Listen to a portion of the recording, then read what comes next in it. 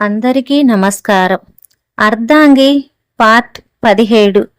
విద్య సాగర్ని చంపాలి అనుకుందని, ఆ తర్వాత రాకేష్ని పెళ్లి చేసుకోవాలనుకుంటుందని రాకేష్ చెప్పిన మాటలు విని అందరూ విద్యని అసహించుకుంటారు.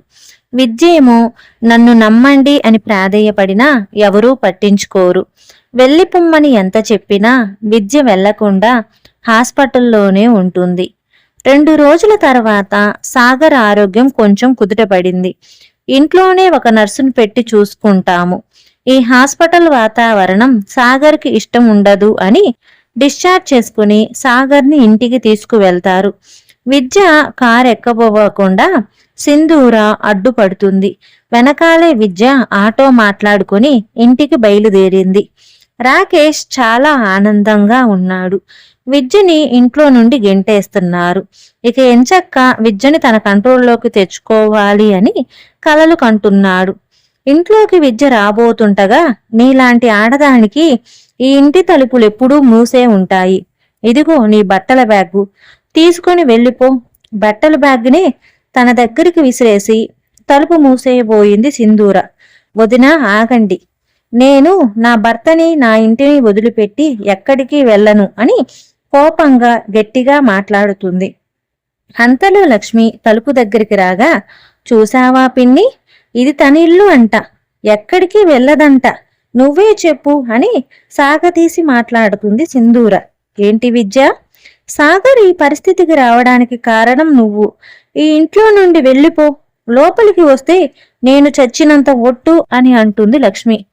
మామయ్య గారు ఎలాంటి పరిస్థితుల్లోనూ సాగర్ని వదిలిపెట్టొద్దు అని నా దగ్గర మాట తీసుకున్నారు అత్తయ్య. నేను వెళ్ళిపోతే మాట తప్పిన దాన్ని అవుతాను, ఇంట్లోకి వస్తే మిమ్మల్ని చంపుకున్న దాన్ని అవుతాను. ఏం చేయాలి దేవుడా అని పెద్దగా ఏడుస్తుంది. విద్య, నీకు ఇలానే జరగాలి. నీలాంటి నిజాయితీ గల అమ్మాయి ఎవరికీ నచ్చదు అంటూ అక్కడికి వచ్చాడు రాకేష్. ఏంటి రాకేష్, నీ ప్రియురాలు బాధపడుతుంటే తట్టుకోలేకపోతున్నావా అంటుంది సింధూర.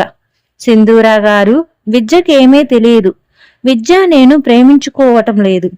పిచ్చివాడైన సాగర్ని భర్తగా ఊహించుకొని తన జీవితం నాశనం చేసుకుంటుంది అన్న బాధలో ఈ ఇంటి నుండి తను బయటకు వెళ్తే కొత్త జీవితం ఉంటుందన్న ఉద్దేశంతో సాగర్ యాక్సిడెంట్ని అలా మార్చి చెప్పాను అంతే.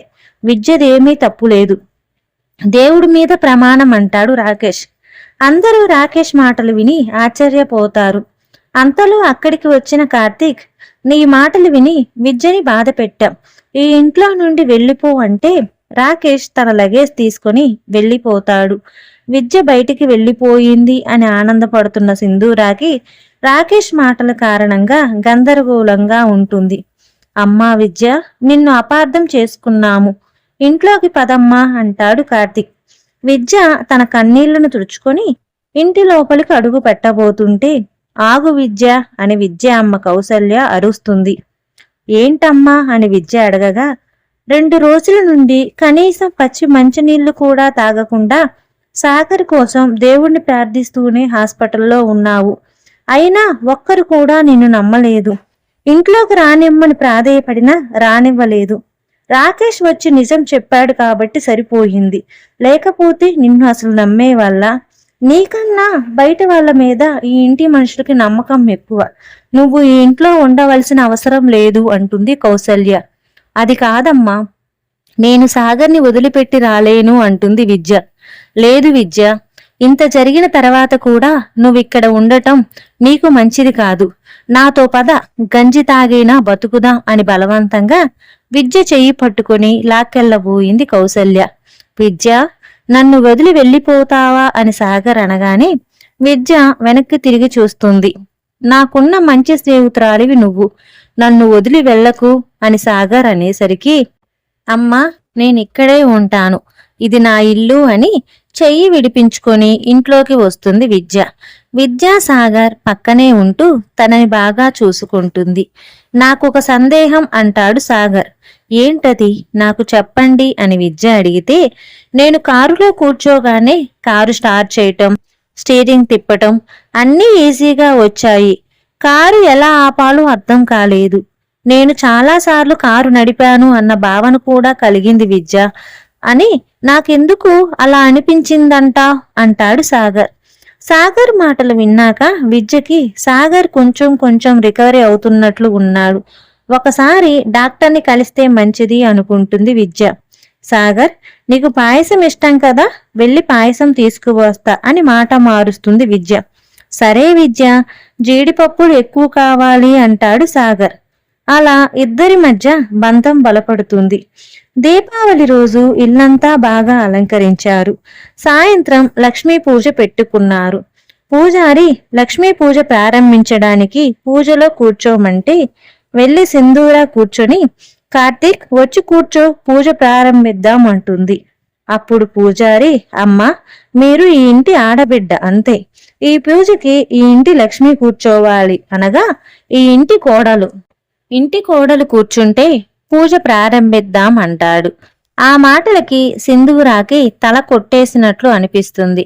అమ్మా, తొందరగా లేగు, విద్య అత్తయ్య కూర్చొని పూజ చేస్తే తొందరగా టపాసులు కాల్చొచ్చు అని భరత్ తొందర పెడతాడు.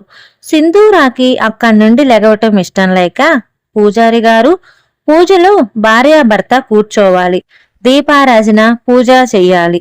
సాగర్కి నిప్పంటే భయం, పూజ చెయ్యడు అంటుంది సింధూర. వదిన, పూజకి సాగర్ని ఒప్పించాను అంటూ సాగర్ చెయ్యి పట్టుకుని పూజ దగ్గరికి తీసుకువస్తుంది విద్య. దీపావళి రోజున సాగర్ తన గది వదిలిపెట్టి రాడు. అలాంటిది ఇలా గది నుండి బయటకు వచ్చాడు అంటే సాగర్ మామూలు మనిషి అవుతున్నాడా అన్న సందేహం కలుగుతుంది సింధూరాకి. ఇక తప్పక అక్కడి నుండి లేస్తుంది సింధూర. పూజలో కూర్చుంటారు విద్యాసాగర్. అప్పుడు పూజారి, అమ్మ, ఇంటి తాళాలు అనగా లాకర్ తాళాలు లక్ష్మీదేవితో సమానం, లక్ష్మీదేవి ముందు పెట్టి దీపారాధన చెయ్యండి అంటే సింధూర తన నడుము దగ్గర దోపుకున్న తాళాలు తీసి దేవుడు పటం ముందు పెట్టబోయింది. అమ్మ, మీరు ఈ ఇంటి కోడలికి ఆ తాళాలు ఇవ్వండి, ఆవిడ పెడుతుంది అనేసరికి సింధూరాకి కోపం ఎక్కువయ్యింది. ఇవ్వకుండా తాళాలను చేతిలో గట్టిగా పట్టుకుంటుంది. అది గమనించిన కార్తీక్ సింధూరా దగ్గరికి వెళ్లి, సింధూరా చెవిలో, ఇక్కడ ఏ నాటకాలు ఆడకు, ఆ తాళాల మీద హక్కు విద్యకే ఉంది, నోరు మూసుకొని ఇవ్వు అని కోప్పడతాడు కార్తీక్. ఇక కార్తీక్ మాటకు ఎదురు చెప్పలేక విద్య చేతికి తాళాలు ఇస్తుంది. సాగర్కి నచ్చ చెప్తూ దీపారాధన చేయటం, హారతి ఇవ్వటం లాంటివి కూడా చేసింది. బయట టపాసులు కూడా సాగర్ చేత కాల్పించింది. సింధూర అవన్నీ గమనిస్తూ ఉంటుంది. అందరూ దీపావళి పటాసులు కాలుస్తున్నప్పుడు విద్య పెద్దమ్మ హేమ తన గదిలోకి వెళ్లి రాకేష్కి ఫోన్ చేస్తుంది. రాకేష్ ఫోన్ లిఫ్ట్ చేయగానే, విద్యను తీసుకువెళ్ళాలి అన్నావు, కానీ విద్య మంచిది అన్నట్లు మాట్లాడావు, నీకు పిచ్చి పట్టిందా అని హేమ అడుగుతుంది. నా బుర్ర బాగానే పనిచేస్తుంది. హాస్పిటల్లో విద్యని బెనారస్ వెళ్ళిపో అన్నప్పుడు ఎలాగో బెనారస్ వస్తుంది అన్న ఆనందంలో ఆ విషయం చెప్పడానికి నా స్నేహితులకు ఫోన్ చేశాను. అప్పుడే నాకొక విషయం తెలిసింది. నేను ఢిల్లీ వచ్చే ముందు ఒక వ్యక్తిని యాక్సిడెంట్ చేశాను. అతని గురించి పట్టించుకోలేదు. ఆ సమయంలో నా ఫోన్ కూడా పగిలిపోయింది. ఆ యాక్సిడెంట్ అయిన వ్యక్తి చనిపోయాడంట. చనిపోయే ముందు తనని యాక్సిడెంట్ చేసింది నేనే అని మరణ వాంగ్మూలం ఇచ్చాడట. పోలీసులు బెనారస్ చుట్టుపక్కల గ్రామాలలో నా కోసం వెతుకుతున్నారు. ఎలాగూ ఆ రోజు కార్ యాక్సిడెంట్ సమయంలో నా ఫోన్ పగిలిపోవటం కారణంగా నన్ను కనిపెట్టలేకపోయారు. ఇప్పుడు నేను తిరిగి బెనారస్ వెళ్తే వెంటనే పోలీసులు అరెస్ట్ చేస్తారు. జీవితాంతం జైలులోనే ఉండాలి. ఢిల్లీలో నాకు ఎటువంటి సంబంధం లేదు కాబట్టి పోలీసులు ఎంక్వైరీ చేసినా ఢిల్లీ వైపు రాకూడదు. ఇక్కడే ఉందామనుకుంటే నా బ్యాంకు నుంచి నేను డబ్బులు డ్రా చేసినా వాళ్ళకి తెలుస్తుంది. ఎలా బతకాలో అర్థం కాక నేనొక ప్లాన్ వేశాను. సింధూర చిన్న చెల్లెలు చందన నేను ఇంట్లోకి వచ్చినప్పటి నుండి నా వెనకాలే పడుతుంది. ఎలాగైనా చందనాని ప్రేమలోకి దింపి పెళ్లి చేసుకోవాలి. పెళ్ళైన తర్వాత ఎలాగూ ఆ ఇంట్లో ఉంటాను. ఆ పిచ్చోడు సాగర్ విద్యని ఏమీ చేయలేడు. ఏదో ఒక టైం చూసి విద్యని నా దారిలోకి తెచ్చుకుంటాను. ఎలా ఉంది నా ప్లాన్ అంటాడు రాకేష్. నాకు నమ్మకం లేదు. చందన నిన్ను ప్రేమిస్తుంది అంటే అని హేమ అడగ్గా, నేనిప్పుడే తనని ఫోన్ చేసి పార్కుకు రమ్మని చెప్పాను. అదిగో ఇప్పుడే ఆటో నుండి దిగుతుంది అంటాడు రాకేష్. అంతేకాదు హేమ, నాకు బతకడానికి ఆహారానికి కొంచెం డబ్బులు కావాలి. అవి నువ్వే అరేంజ్ చెయ్యి.